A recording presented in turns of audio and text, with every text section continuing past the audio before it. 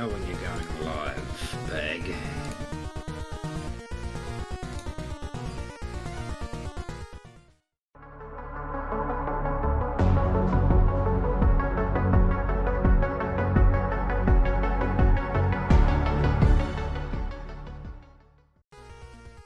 Hello and welcome to the Two-Step Podcast. I'm Bag, and as always joining me is Mag. Hello.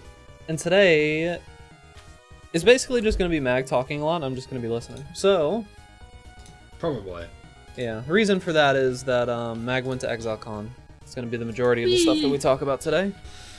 Yeah, a lot of stuff to digest through that, and then maybe some Pokemon. Pokemon's mainly here because one, it came out, and two, I've been playing that when I haven't been at ExileCon, so I can actually talk about that as well. Yeah, so we're going to see here. Get my fucking game going. Not that. Yes, it's gonna be good today. Yeah, we got a lot of good stuff to talk about as soon as I can find this. I'm probably just going to be straight up ignoring Slay the Spire for most of this, to be perfectly honest. Oh, me as well. Right, yeah, it's here, but I may go to a browser where I got a bunch of images from the thing, just random images of the actual convention center.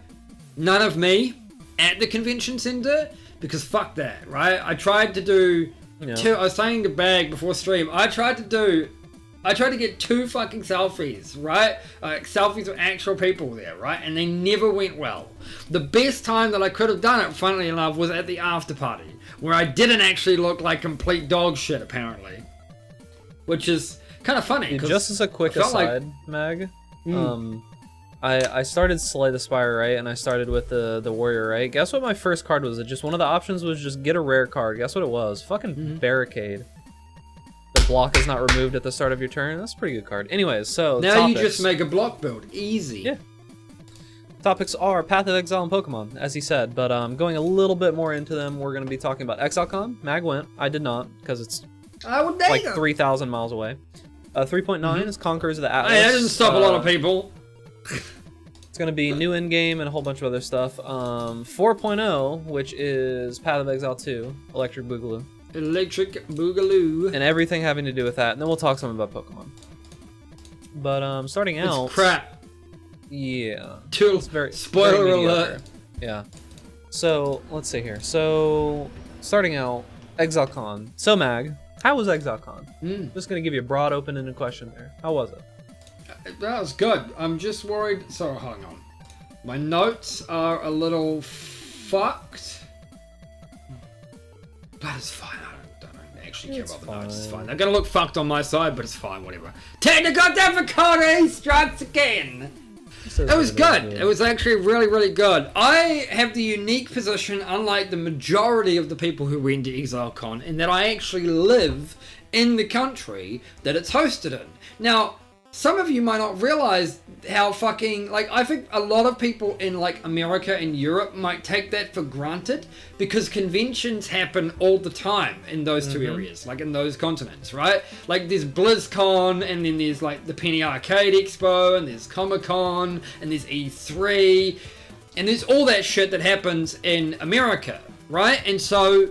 going from one side of the country to the other in the US is still a fucking journey, and it's still an expensive journey for an average American, but it's nowhere near the same fucking level of distance that I would have to do to get there, right? It's expensive as shit.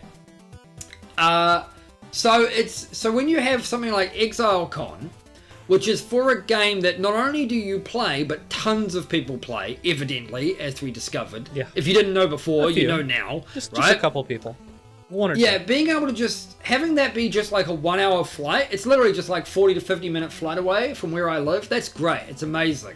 And so the most expensive part, in fact, funnily enough, accommodation was more expensive for me, and accommodation and getting there is more expensive for me than the actual event. So when I live there, if they do it again next year, right? If they do it again next year when I'm living there, it'll actually be so much cheaper for me to go because I just have to pay for the event, which is nothing. Yeah. And then I could spend all of my money on merchandise, right? Yeah. Which I did anyways, but yeah. That and food. Honestly, I think people underestimate the amount of money you spend on food when you travel.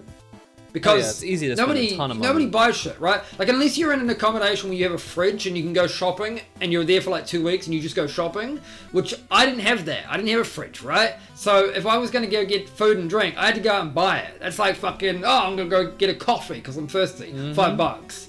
Oh, I'm going to go get fucking some fast food joint, which was for me was mostly Carl's Jr. because it was the closest fucking fast food place. And I can tell you, this is completely unrelated to the fucking convention. I don't know about you, Bag, but Carl's Jr. and Burger King in New Zealand taste the fucking same. Really? I don't know. Yeah, I don't know how that works, except I thought they were similar. Like, I thought they were, like, made by the They same are charred company or grilled something. burgers. I don't know if they're the same, but they're the same concept. The difference being is that Carl's Jr.'s burgers aren't soggy sacks of shit like Burger King's are. So, +1 to them. I recommend them. In fact, I think their chicken burgers are better than McDonald's. Which is saying something, because I think if you're going to get fast food, McDonald's, like, you don't get fast food anyways. I don't think, Bag, you buy a lot of fast food anyways, right? But again, I don't buy any. When you're in Rome, you do what the Romans do, which is basically wash yourself in fucking viaducts and fucking piss everywhere. Or drink piss everywhere. And keep in mind, he is in New Zealand, and fast food in New Zealand is much different than fast food in the US. It's much better. So, yeah, it's much better. We've got in fact, we have an entire old episode on this. We do, actually. It's really old. You can go watch that if you want to have a whole discussion on the differences between New Zealand fucking McDonald's and fucking American McDonald's. Spoiler alert, New Zealand's better. Yeah, most places are better than the US when it comes to that quality. So, I have a couple questions for you. ExileCon's great. But if you have actual more specific questions other than, oh, how was ExileCon? Oh, no, shit. I wasted fucking $500 going there. Fuck it. Wouldn't do it again. Bullshit. So, one of the big things that happened at ExileCon is that a lot of the popular streamers came out. You might know some of the names like Kriparian, Mathil, just those kind of like high-level streamers. Out of all of the streamers that you met personally, who was your favorite? Okay. Like, as a person, as someone that you talked to. Oh, Gazzy. Gazzy, 100%. okay. Gazzy TV, 100%. And he's a much smaller streamer than most of them, so that could be it. He didn't have nearly as big a line as other people, which is criminal, in my opinion. Same with things like Havoc. Havoc had his own line, right? Havoc and Engineering Eternity both had their own lines, but they were never as fucking big as, like, the big fucking streamers. Zizzle, Mathil, fucking Ziggy. But I think that's gonna be great. part of it, right? And that will be part of it. They have to sit there. The difference between standing in queue for like Kriparian and standing in queue for like Gazzy is that you stand in for hours, and by the time you get to them, they're probably already like, oh, okay, this is it, right? I've been here for fucking 2 hours of my life, right? Let's just get this over and done with. I don't blame them for that. But when you're only been there for like 15 minutes and then you get to them, it's so much better an experience. But the thing that I remember about Gazzy specifically is simply that he asked more questions than I was going to, because I don't have many questions, right? I don't. Well, my question mainly for most of them was how would they like New Zealand? I'm a local. I want to know what their opinions are. We're a remote island. Most of them have never. They may have gone traveling within their own country, but I don't think a lot of them, like for instance, like Rise QT, never come here, right? Ziggy, I believe, had only ever really been to the North Islands and stuff. So I wanted to know more about their opinions on what their favourite part of the country was. Especially because Ziggy D and Rise, if you follow them on Twitter, were fucking casually strolling up the south fucking side of the country before coming to ExileCon. Yeah. So yeah, but to answer your question, Gazzy was great. Because again, he just asked me, he just become... It didn't feel like... For the record, and thing is too, is that most of these guys are streamers, so they are just normal people. This isn't like meeting a celebrity where... I don't think fame gets to these people's heads as much as it might to other people. I think they're still very much grounded, but the smaller streamers were better because they're even more grounded. Because they're just... they're not inundated with, like, the thing. For Mathil, I think it was a reality check. Because I don't think he didn't... I don't think he ever fucking figured there'd be that many people just waiting in line. I got into the line for Mathil's meet and greet when it was relatively long, but by the time I left that queue, by the time I got like served and stuff and then left, right, it was 3 times longer than when I got it in, and it went on for so long that the idea was that after Mathil's meet and greet, it was supposed to be the creators, right? Chris, Eric, and Jonathan. And they pushed him out of they gave him a tiny seat on the side because he didn't have, oh shit. Technical difficulties.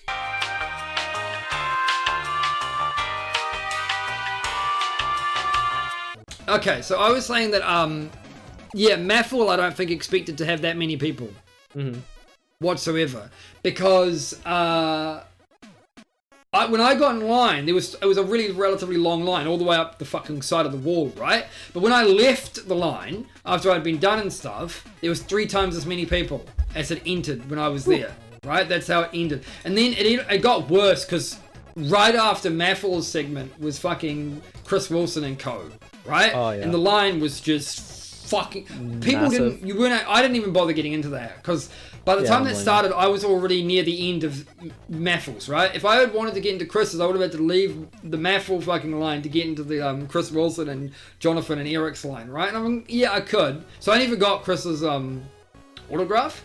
To me, it's fine. I'm not as hung up on that as I wanted. I wanted the fucking streamers...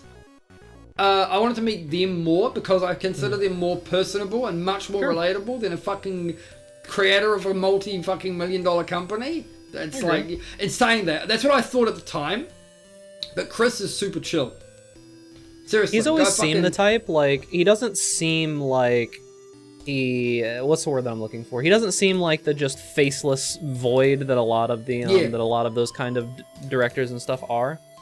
He seems much more like a real, actual person. He stayed for fucking hours after the after party, signing people and getting them to do the whole fucking card game thing. I think there was over 50 people who managed, and we'll get to that too, but there was over 50, I need to turn down this music.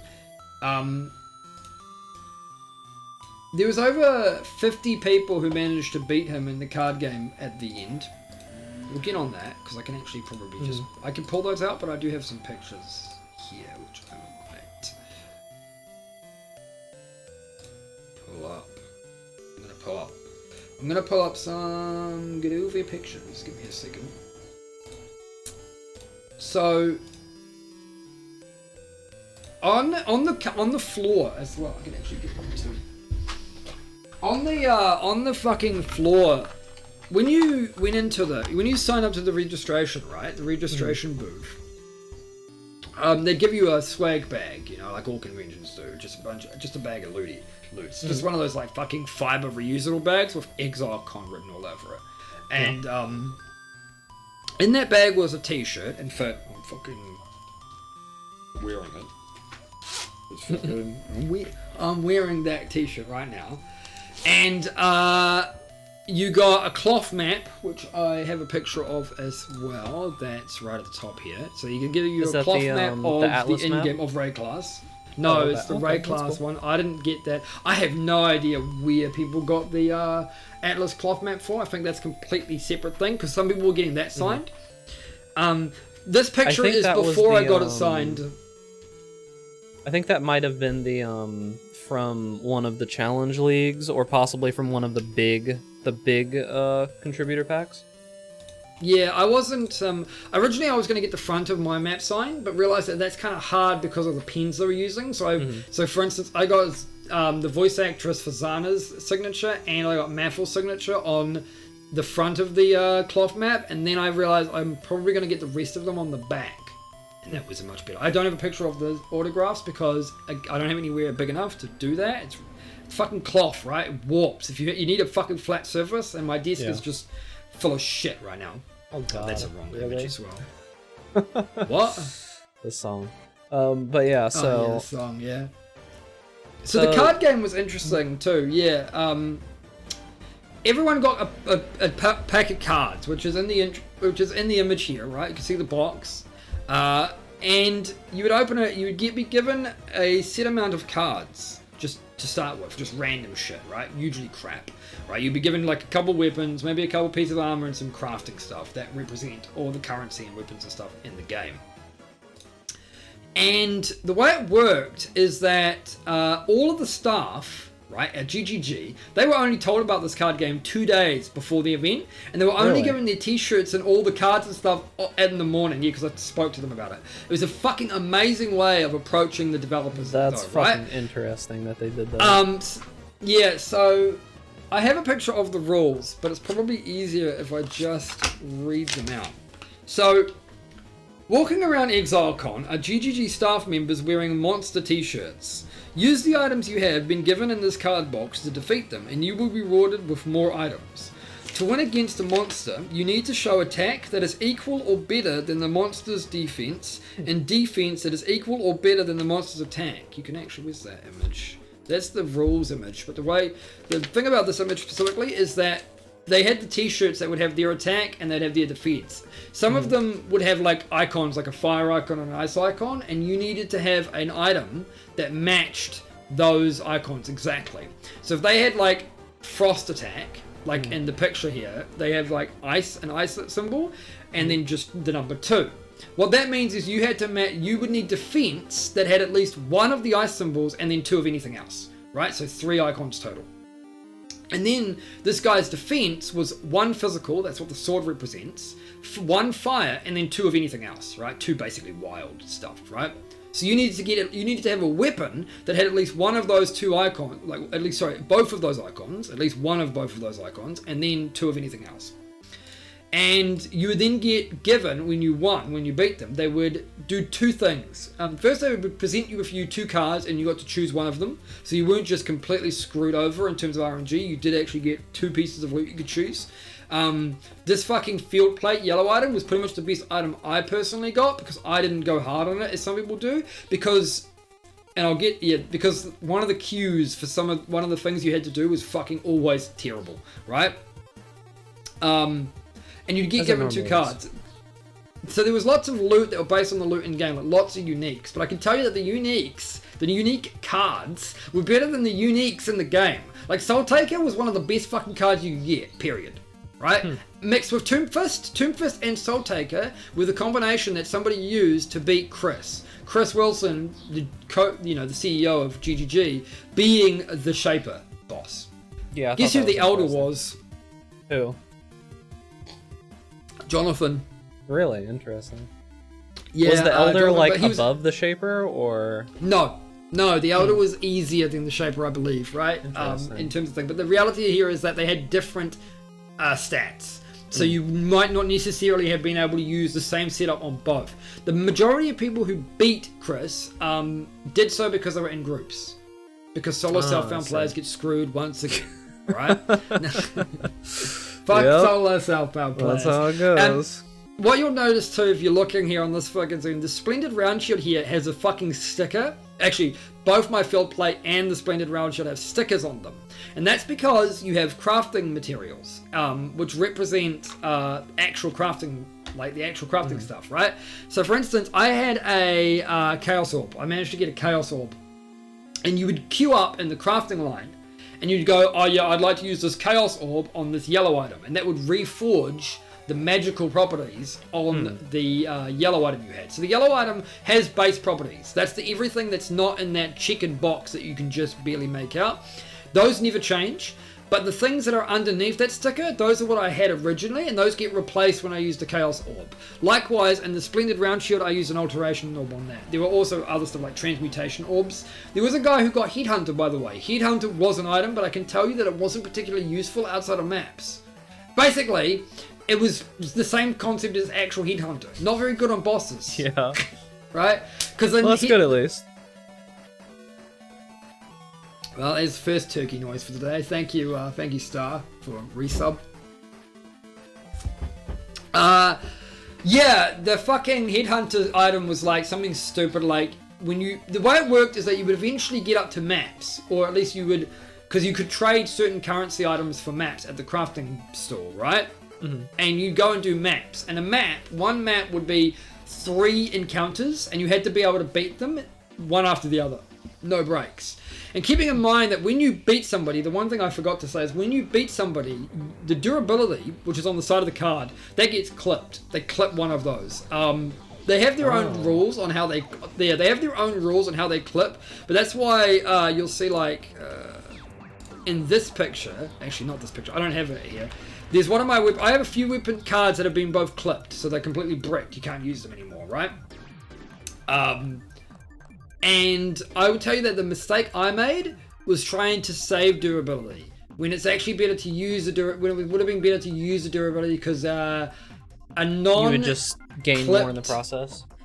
Yeah, a non-clipped item is actually worth more for trading purposes. Some people realize, for instance, that Malachi's clipping rules. I was told this when I was in the crafting line by someone that people were exploiting the clipping rules because they've discovered how the people clip, right? Some of the staff were telling people when they weren't supposed to because the rules weren't 100% clear to anyone. And once you tell one fucking player how the clip rules work, they went on Discord and go, oh, this is how it works. This is how this guy clips. And Malachi would deliberately target your low-level armor, your white armor first, meaning an unclipped white armor was one of the most valuable things you could have had on the floor at the time. There was a guy on day one buying orbs of alchemy for $100. There was also another dude who bought an entirely new ticket at the registration just so he could get more cards. Yeah, right? There are some people with stupid amounts of money that have traveled all this way with these stupid amounts of fucking money, right? I mean, at the peak, it had 1.5 million viewers across the weekend, I think. Yeah, that was the statistics. It's pretty good. Otherwise, it was amazing. I mean, we can go. There was a bunch of shit. I think the most impressive thing I saw there was this. I don't know if you're watching this stream, but this is Weta Workshop. And I don't know if nobody knows who Weta Workshop is. Weta Workshop is a special effects studio. They make a lot of special effects for a lot of movies. Pretty much all the special effects and all the props for stuff like Lord of the Rings and the Hobbit films were made by Weta Workshop. They're a New Zealand company specifically. This is Starforge, and it looks fucking amazing, right? Like this is actual metal, by the way. This is like metal life-size version. And then where's the thing? For the 1-year anniversary of the release of Path of Exile in China, Weta Workshop were commissioned to create this replica Starforge. In order to win the sword, players on the Chinese Path of Exile realm were required to solve 3 puzzles revealed by David Brevik, Bill Roper, and Chris Wilson. I don't know what those puzzles were. David Brevik was there too. I got his signature. If you don't know who David Brevik is, fuck you. I don't like you. No, if you don't know who David Brevik is, you would honestly be forgiven.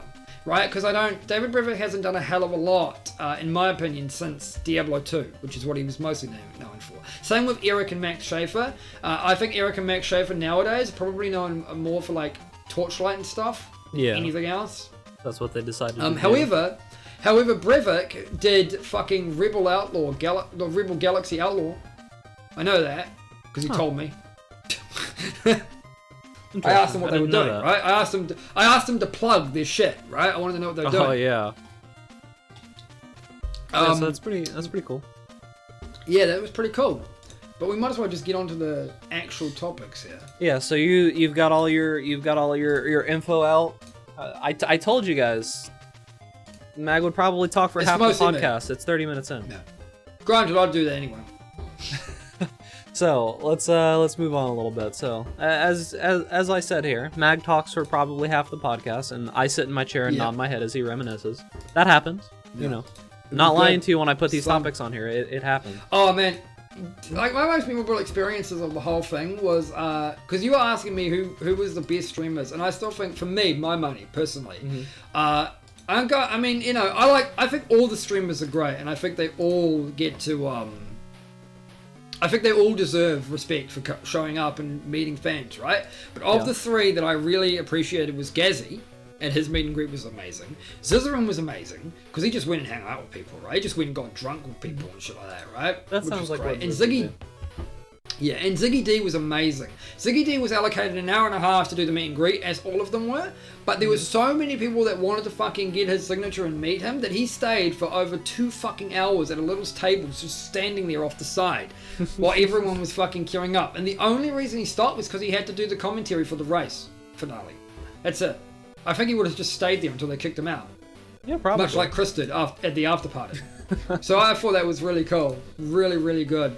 Alright, so let's get into it. The first thing is going to be 3.9, Conquerors of the Atlas. So this is coming in December, December 15th? Yep. Yeah? Or 11th. Might be 11th. No, I think it's the 15th. I think it's the 11th. Alright, let's check. Path of Exile. Do it alive! Conquerors of the Atlas. Releases, we're both wrong, December 13th. Okay, so that's coming out December 13th. Yeah, or whenever, I don't know. You guys are ahead of us, so.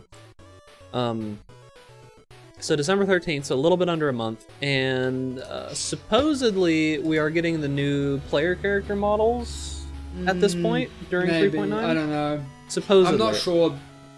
Well, the thing is, too, the thing is that they only ever revealed 3 of them, and the Duelist, the Templar, and the Scion were never fully released in the demo, for instance. Mm-hmm. So, we know what they look like because you can brighten up the image and look at them, but I don't know how finished they are. Yeah, so we're gonna have to see, as is tradition around here. But but yeah, so the big thing about 3.9 is going to be the new Endgame. So the new Endgame is, for anyone that's not aware of Path of Exile, and there's probably some of you out there that have never played Path of Exile, you don't know what Path of Exile is, and you're just listening to us and you're like, oh, huh? So what happens in the endgame of Path of Exile is there are maps that you can get. These are items that drop, and you take these maps and you put them into a map device, and it opens up like a zone, right? Oh, look, I got a picture of the map device here. Yeah, so you can check that out over there. Talking. But it opens up a zone. You go and you kill some stuff, and there's a boss, right? Well, what happens right now is that you complete this map that it's like an atlas, basically. You complete it all the way towards the middle, and it gets harder and harder and harder until you get to the middle, and then you fight an end boss. Now, what's going to be happening is you're going to start in the middle, and you're going to be working your way out. And as you instead of working from the sides in, you work from the middle out. It's weird. Yeah, and as you kill these random bosses, you get these keystone type things that you insert into your atlas, and when you insert them into your atlas, it changes it in different ways. We don't know anything about how it changes them, but supposedly Chris mentioned that it is possible to have every single map on your atlas between tier 14 and 16. Every single one. Yeah, so, see, that's the big thing, because normally you can only ever get one map to, like, tier 14, tier 15, tier 16, and if you want to change them, or if you want to change, let's say you get bored of the current maps you're doing and you want to change them, it's a really tedious process to reallocate what you've upgraded and stuff. It's a real pain. You don't have a choice. You don't have as much choice on what you want to do in the game, like in terms of high level stuff. Unless you just do whatever you want, I guess. Yeah, so that's basically what it's gonna be like. And the other thing that we're getting on the last couple patches have been a summoner patch, a melee patch, and before that was a self-casting patch. This is going to be a bow patch, which I think is fine. It's been a while since I played a bow ability, so it would. I would have been kind of apprehensive if they hadn't mentioned anything about tornado shot, but they did say it's getting nerfed, so we'll see how that works.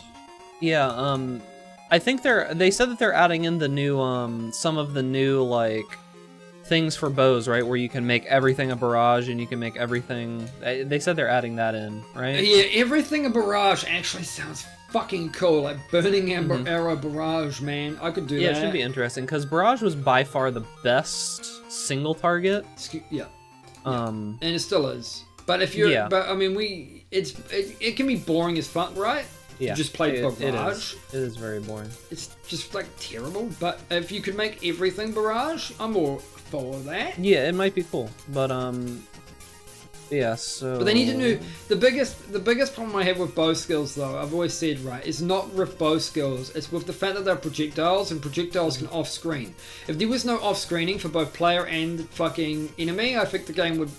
There'd be the gap between basically projectile skills and anything else would be so much smaller. That's my apprehension about ranged builds, about buffing ranged builds mostly.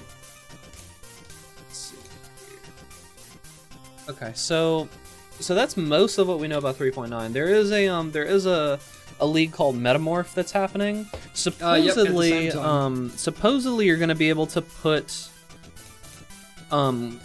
things onto your quality on your rings, supposedly, in Metamorph? No, that's not supposedly. That's a thing. I can confirm that. Okay. But the way it works is slightly different.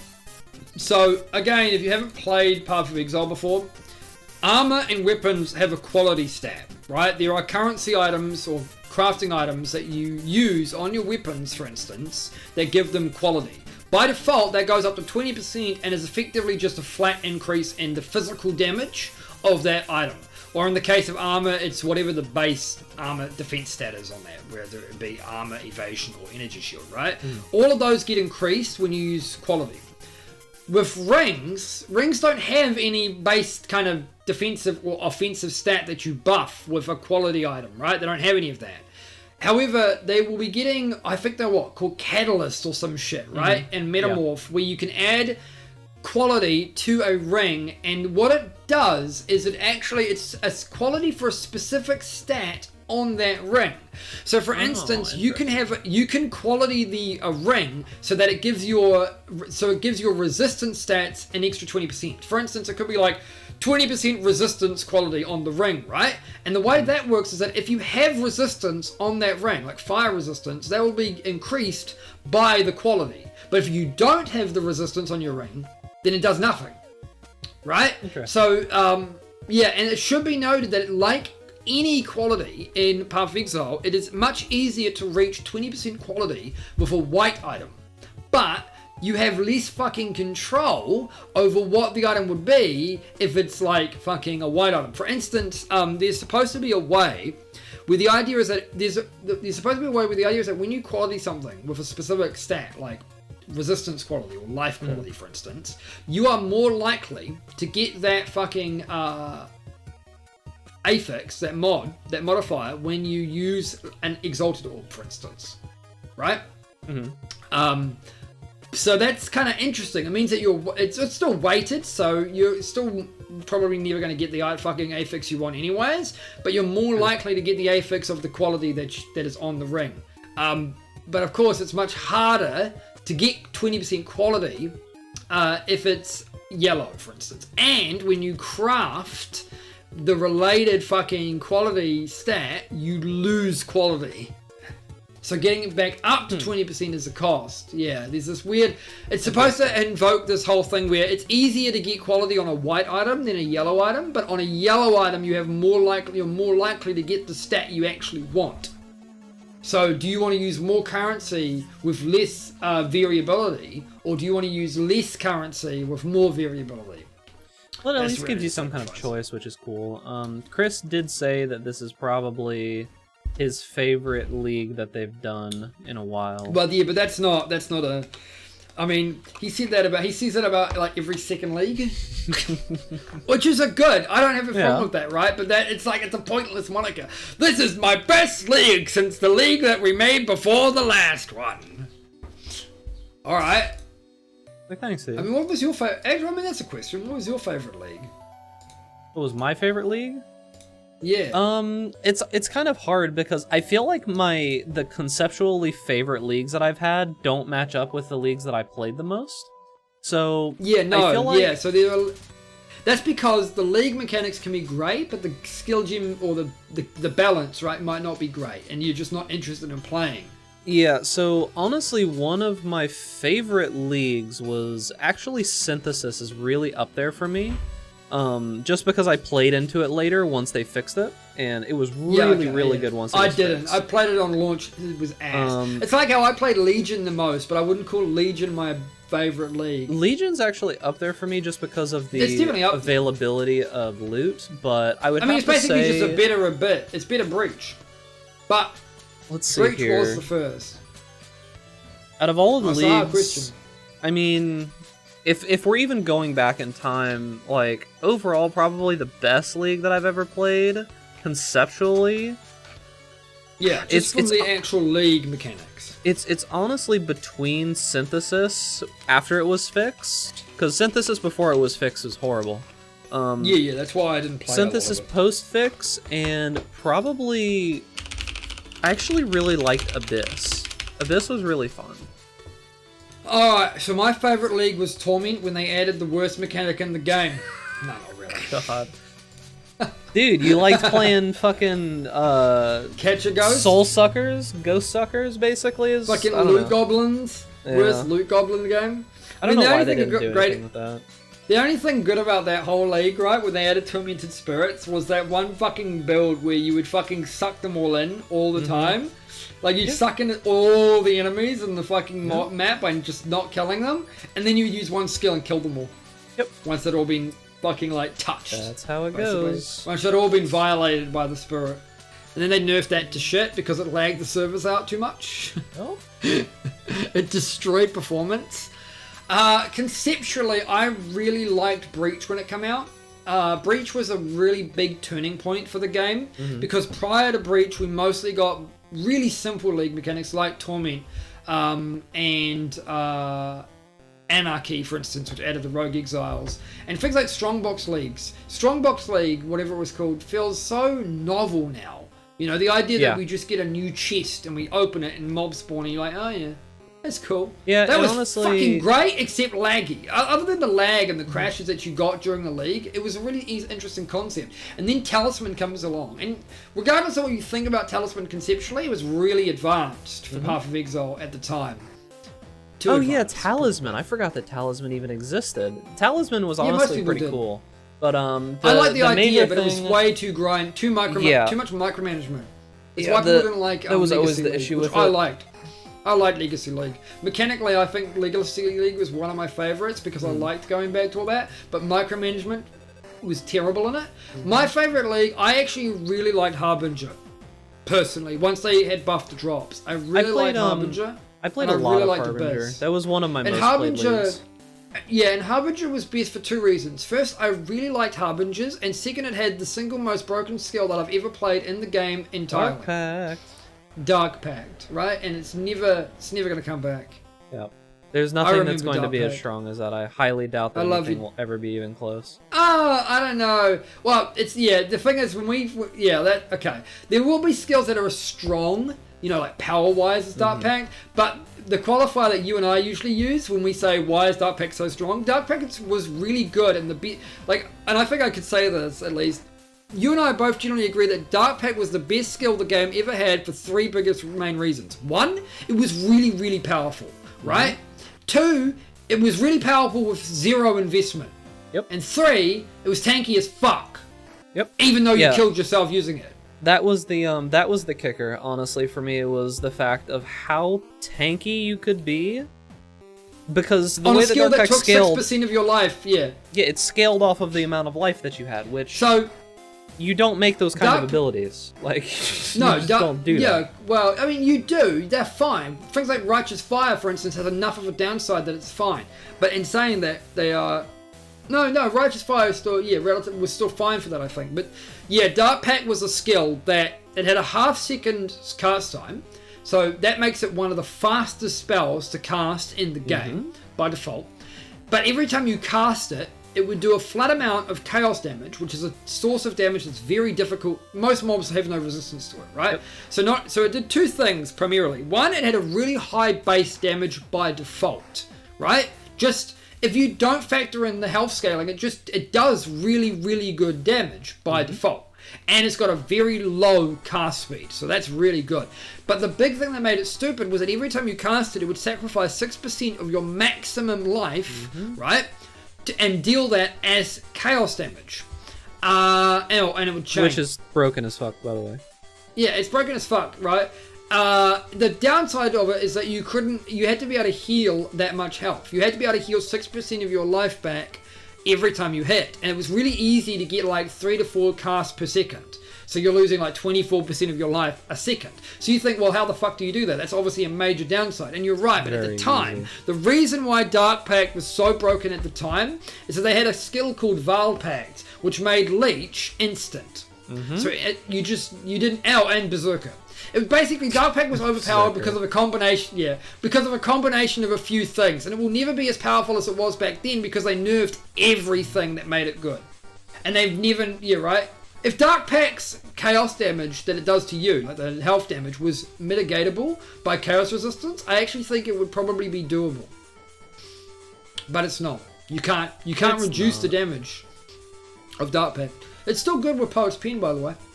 Yeah, it is pretty. It is an okay skill. Like anybody that says the Dark Pact is bad is just kind of lying to you. No, it's really fun. Like if you don't have a problem with using the best skill in the game, try out Dark Pact because it is it's still fun as shit. And you can still do self-cast Dark Pact, but you have to use Bloodseeker or add Series Acuity. You don't have a choice. You have to use both of those ideally. Yep. So, which can be a little expensive depending on the league. But yeah, so that's pretty much it for 3.9. As for 4.0, because we're getting pretty deep right now. We're already 50 minutes in. We haven't even gotten to the third topic. So 4.0, this is the big one. This is PoE 2. We're still going to call it 4.0 because PoE 2 sounds fucking terrible. I understand why they call it PoE 2. It's a marketing campaign. It's pure marketing. It's to make it sound better to the people who don't play the game. But the way that this works is that PoE 1, the campaign, is still staying, but they're adding in a second campaign for PoE 2 that's going to play alongside it. It's 20 years in the future, and it's going to have its own ascendancies, its own everything, basically. It's just going to be a separate path to Endgame. Did we mention in Conquerors of the Atlas that we're the bad guys now? Oh yeah, I forgot about that. So yeah, because the story of the 3.9 expansion, the way it works in Path of Exile is that they have leagues, challenge leagues, which cycle out every 3 months. That's like Metamorph, right? And then they have mini or whatever expansions they have, which they usually have 2 of those a year or so. Conquerors of the Atlas basically is that mini expansion where tons of fundamental gameplay elements get changed, right? They don't add things so much as they change shit. And Conquerors of the Atlas is interesting because in the default game, in PoE 1, I guess, right? Your player character starts off as a nobody who gets exiled to Australia, right? You get exiled to fucking Australia. Yeah. And you go through the game and you get revenge on the guy who exiled you unfairly, I guess. And then after that, you get really powerful by basically jumping the shark and killing gods. And then, in the end game, your character goes into these other dimensions where they get even more powerful. And basically, your character effectively becomes like a god. And your character then decides, well, fuck it. If I'm a fucking god, why don't I do whatever the fuck I like? Basically, you become exactly like Katarina does in the in fucking Betrayal, right? And so now the new set of exiles has to stop the old ones because they're evil and shit.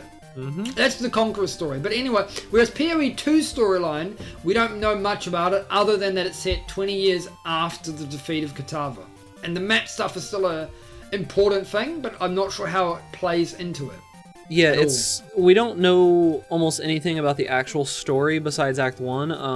The devs did say that someone asked them a question in that are we going to become more grounded in PoE 2? And they said in Act 1, yes. Things are going to feel much more grounded and much more realistic. Like it's not going to be just like, oh, you're killing gods and all kinds of crazy shit. When I say realistic, I mean like relatively. But they did say that shit is going to get crazy by the end of it again. So expect it to be some weird shit happening. But the end game, I don't know how I feel about that, but we'll see. The end game, which is maps, is still going to be connected, and a character that plays through PoE 1 and PoE 2 will be able to play together. Yeah, it's because end games are relatively timeless, right? They're not set in the actual game's world. They're set in their own like dimension and shit. So anything can happen in those. It's fine. I've had a chance to play the demo. I played it twice as a ranger and as a marauder. I found marauder easier in the demo because Molten Strike's bullshit. But other than that, the graphics are amazing, right? Just the lighting and the grass effects and all that stuff is so good. It's so much darker and grittier. And the rain effects, you can actually see the reflections of like the moon in the puddles and shit, right? Really? It actually is very good. And you know when they did the whole lighting? Is it RTX enabled? Yeah, wow. No, technically not. Technically, people are getting confused about this because when they announced the grass, they said it's ray tracing enabled grass. So people are confused like, oh, it's ray tracing. What people don't get is that there are 2 types of ray tracing. There's pre-rendered ray tracing and then there's live real-time ray tracing. NVIDIA's GTX, like RTX line of graphics cards, those are real-time ray tracing effects, right? That get applied to lighting.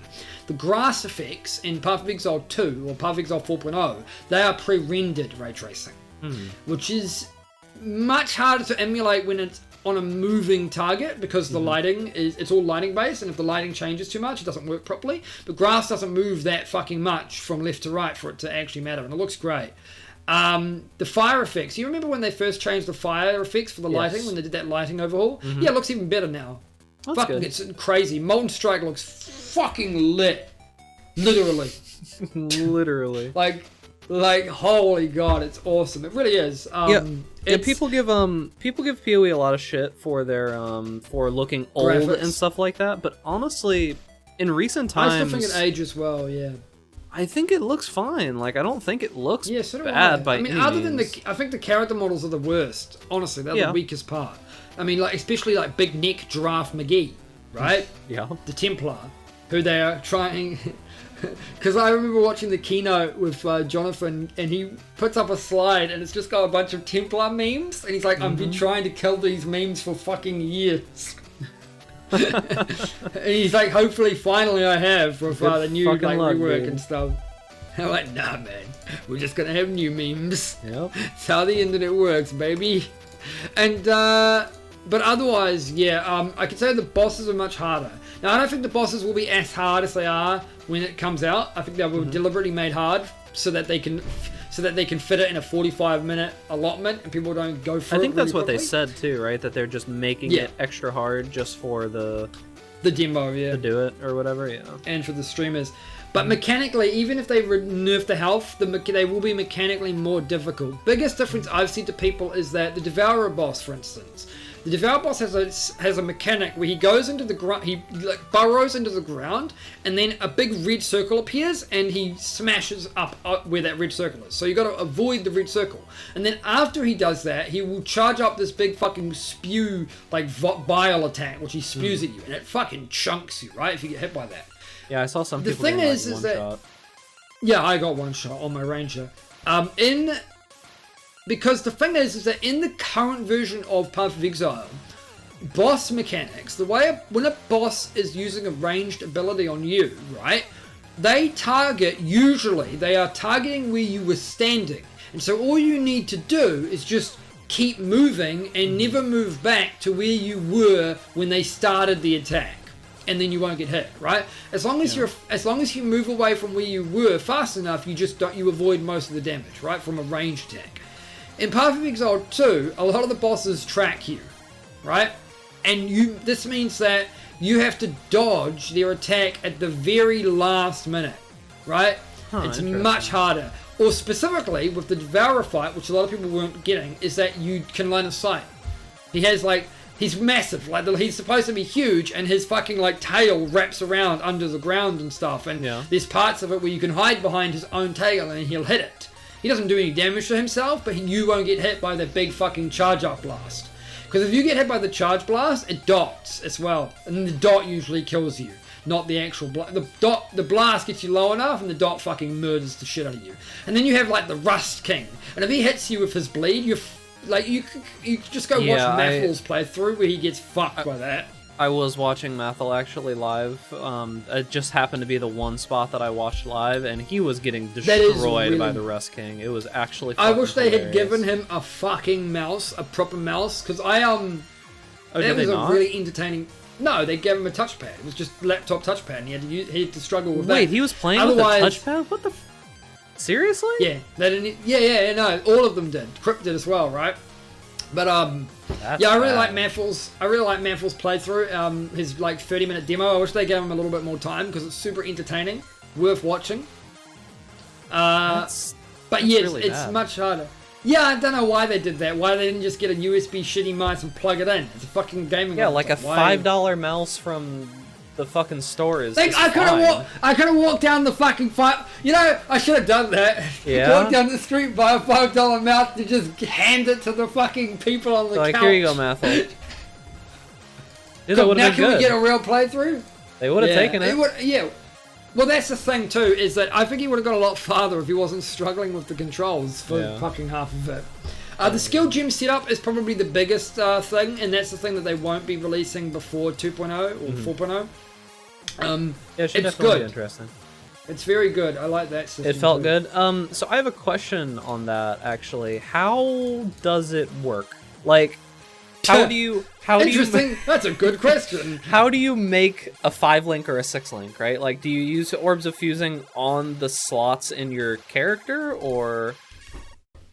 I don't know, because I never got a fucking Jeweler's Orb or a Fusing Orb or anything to test that out. But they said, right, that you would need to color and socket to six sockets, and that fuses won't be a thing.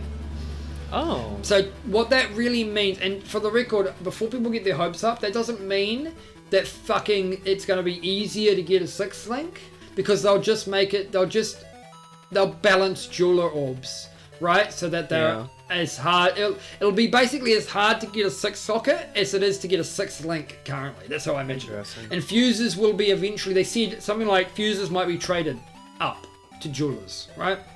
Huh, okay. There might be a ratio, right, where your fusings will automatically be converted to Jewelers, which won't matter in the new leagues, right? But yeah, and so it's still not going to be easy to get a 6-link. All the new skill system really means is that you can get more 6-links than you could with the previous system. That's the biggest benefit of it. I think another benefit would be is that the 6-links are tied to characters now, right? So it doesn't mean that you have to use the same armor or anything anymore. You can just use whatever you want, right? It's actually tied to the gym, I believe. I don't know the pure mechanics of it, but I'm pretty sure it's tied to the gym. Because as long as you have the gem, because if you remove the gem, for instance, like the actual skill gem, the base gem, it also, if you change where that location is, it also changes where the supports go. All of the supports that are linked to a main gem, right, move with the gem. It should be noted too that when you hover over when you hover over an item, it'll tell you how many 6-links you can get with that item. By default, it's 2. Right, unless it's armor. Armor gets everything gets 2 except for 2-handed weapons, which get 4. Right. Oh, I don't know how I feel about that. Interesting. And Quinn asked a really good question, and that two-handers will. Quinn asked how is two-handers going to be balanced for the fact that they're not going to have that. Normally nowadays you have 2 6-links if you have a 2-handed weapon and a chest, right? But you won't have that advantage in the new system. So how are two-handers going to be buffed to warrant that, right? And I think what I remember is that Chris said it might be something as simple as just they'll do more damage, or that kind of thing, just to balance them out evenly. And it should be noted that Tabula Rasa and Chaoms are interesting because they're not sure how that works yet. Tabula has been, I don't say it will be confirmed, but somebody alluded to the idea that it might have 3 whites, which means 2 things. First, they're all fucking white. That's 3 6-links of white. Right? You would probably still need to get the sockets, but that's still 3 white 6-links. That's pretty good. And 2, chest pieces normally only have 2 sockets, not 3. Yeah. So that's another thing. Otherwise, the thing is that the gems, when I played, had also had their own socket links. Some gems would have like fucking 4 at the start, and some would only have 3. Hence why I'm saying that I think the gems are linked to the actual skill gems and not the weapon or the item. I think you slot them in the item, right?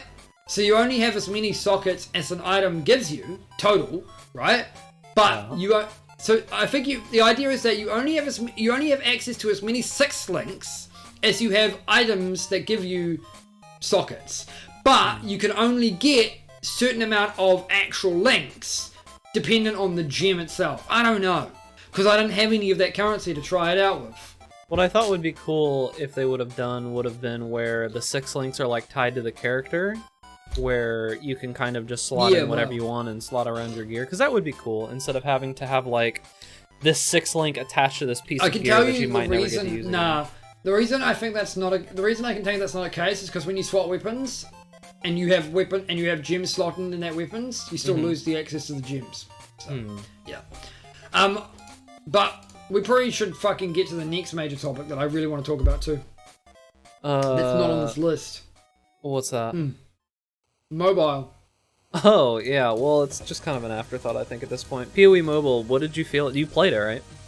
Oh, yeah, I played it, though. The thing is that, I think people are dismissing it as an afterthought, but I actually think it's a genuinely fun game. Interesting. Funnily enough. Like, worth playing just by itself? Yeah, I mean, well, it plays very much like the console version that has auto-tracking with the attacks, which is very, very clever. But, I mean, it has all the depth of the base game. All the items, the stats, the gems, they pretty much work exactly the same. The gem sockets work a little differently, but the passive skill tree, right? In the demo, you would already have them all set up, because you would be starting with a set character, you wouldn't be at level 1. But the passive tree is the same as the actual fucking passive tree. So, if you were ever confused about the default base game, you're going to be just as confused with the mobile version. Good. So yeah, I don't think it lacks depth. That's what I'm saying, right? I think it could be very good. Or very bad, depending on what your purpose of mobile games is. I mean, it could also be like, if extremely bad. Yeah, if you don't like depth in mobile games, it could be bad. But Chris did say that they're not going to have pay to win bullshit. Meaning, of all the action role-playing games on mobile, it will probably still be the most fair option, I guess. Okay, that's cool. Some other things that we're getting. Chris said that one of the main goals of PoE 4.0 is to flesh out PoE and give it everything that he feels that an ARPG needs. And one of those big things is shapeshifting. Woo! So, it looks good. Honestly, this is something that I'm surprised took so long. The only reason that I wouldn't be surprised is because it probably requires a lot of art. But, I think it's not the art. I think it's the technical difficulties. I think it's like actual programming. The old engine. The idea of shapeshifting in this game is that it's going to be something that you can just do at any time, right? Yes, what I mean but by there are that limitations. Is that mid-attack, mid-moving, mid-ability, whatever it is, you're going to be able to use it. But you are limited to the abilities you can use based on the form. So for instance, the werewolf form can only use melee abilities that would make sense to be used in a werewolf form. So things like cleave, for instance. You're not going to be able to cast spells or use many of the cooldowns that you would be used to while in werewolf form. So you will have to constantly... You are also... Like if you're a ranger or something that's using a bow, which... you can use those melee abilities while having the bow. But also, interesting... The ranger is getting an ascendancy that lets you use sword and axe attacks with a bow. So, how about that? You can shoot fucking attacks. I really want that to happen before 4.0, personally. Yeah, that would be cool. Because that sounds... How did that... Because... And somebody brought this up and I thought it's actually pretty fucking hilarious. How would that work with Cyclone? You didn't think about that, did you, Bag? Maybe it's limited to strikes? Yeah, well, okay. How does it work with Flicker Strike? Fuck you! I'm still gonna get you! I mean, Flicker Strike... I'm still gonna get you! Flicker Strike might be fine, though. Like, you're not... Maybe at least you're not the arrow spinning just with a teleports. Bow. Oh, you know what would be fucking cool, though? Wild Strike! Oh, wait, that's elemental hit. Oof, true. That's the joke, of course, but yeah. I mean, some of those could be really, really fucking weird. Yeah. I want Earthquake coming out of my bow. Alright, can you use Earthquake with an axe? But now you can't use it with a sword. Know. I'm pretty sure you can use Earthquake, PoE. You can use it with a mace and a staff and a axe. Yeah. Yeah. So axe. Interesting. You can't use it unarmed. That's the real problem, right? Wait. You can't. Dude. I don't get why you can't use Earthquake for unarmed, but you can use fucking... Punch the ground, dude. You can use Tectonic Slam. Yeah, so that's most of it. Honestly, one big thing that they said is going to happen is that with the overhaul of the engine, even though the game looks way better, it's going to be much more optimized now, so you can expect, specifically on some lower-end systems, for the game to run better. I'm thinking about you, people like Drexel, who said the game runs at like 10 FPS for them. People How like does that you... happen? What kind of shitty computer are you using? That you can play Devil May Cry fucking 4, but you can't play fucking... Yeah, that's what I said. Apparently, I think it has to do with the graphics card. I think it's the, because he has a i7 on the computer, but I think it's like an integrated graphics card is what he's using. It probably just doesn't run well on PoE. Yeah, that might be it. But yeah, so that's pretty much it for PoE. We're at an hour. Do you want to talk about Pokemon for a few minutes? Do you want to rant for like 5 or 10? Yeah, sure, I could do that. It's fucking Pokemon. I mean, we have a lot of shit here, and I'll just quickly, just go through the topics we have. So yep, roughly half the Pokédex is gone, including all starters but the Charizard line. This is 100% true. There are 400 confirmed Pokemon in Pokemon Sword and Shield, and the other 400 were the ones you loved, but they were killed, because Game Freak doesn't fucking love you anymore, alright? Game Freak is basically the parent that divorced the other parent and said it's your fucking fault. That's fucking Game Freak. That's Pokemon Sword and Shield. Alright? I want to point out that the #1 Pokemon in Japan, Greninja, right? Not on the list. Fucking Gengar line? Not on the list. I'm pretty sure my favorite Pokemon isn't on the list. So fuck you, Game Freak. But it's fine, we get Aegislash, so that's my second favorite Pokemon, so there's that. And other than that, we had, yeah, they said they were focusing on high quality animations and models and new gameplay. No! All three of those things are bullshit. The animations and models are from the fucking 3DS game. Now, for the record, I don't have as big of an issue on this as other people do, because the 3DS is... The idea was that in the 3DS game, they made 4K models for the Pokemon so that when they made a console release, right, the graphics would actually look decent. Right, so that's why the 3DS games lag like shit, because they're using upscaled models that the console can't support. So you would think that by that logic, the Switch one should look good. And it should, except that anti-aliasing isn't a thing. Like, it legitimately isn't a fucking thing. I don't have a picture on me at the moment, right, that I can just bring up conveniently. Actually, where's where's that picture I showed you of the fucking Hoot Hoot? The giant fucking Hoot Hoot in the game, yeah, right? Let me pull this up, because this is a really, really good example of how fucking pixelated these graphics are, alright? I'm not, like, joking. This is how it looks. And it might be, I don't know how easy this is to see on the stream, but the jaggies around basically all of the fucking Pokemon and all of the characters, and it gets worse the bigger the target is, right? It is just terrible. It looks worse than it needs to, because there's just no such thing as anti-aliasing. Alright, there's no new gameplay systems. There fucking isn't, alright? Right? They took away Mega Evolution. They took away Z moves. I mean, I don't like Z moves or X moves or whatever. Fuck that garbage. But Mega Evolutions was good, because the whole point of Mega Evos was to take fucking Pokemon that weren't particularly powerful, like Charizard, and give them a new, completely customized form that maybe had a different type, different stats, and different movesets so that they were actually viable. Basically making them viable without changing the base fucking Pokemon too much. It was a fucking great system until they added shit like Mega Rayquaza. Because why the fuck does the fucking Mega Rayquaza have to be a thing? Rayquaza's already powerful as shit! Why would you need to do that? So that's what ruined that. So then they decided they're gonna add fucking Dynamax and Gigamantax. And if you're confused about what Gigamantax is, don't worry. It's not actually explained anywhere in the game for fucking hours. And I had to Google what it was to figure it out. Because Dynamax is explained. You get a fucking Dynamax band that allows you to make Dynamax Pokemon, which you can only really see in like fucking 3 locations. You never see them anywhere else. They only last for 3 turns, which honestly is a good thing for balance reasons, but they're not interesting. They're just like a massive giant fucking hologram of your Pokemon that has that with all of their moves replaced by fucking generic garbage ones, and they just duke it out.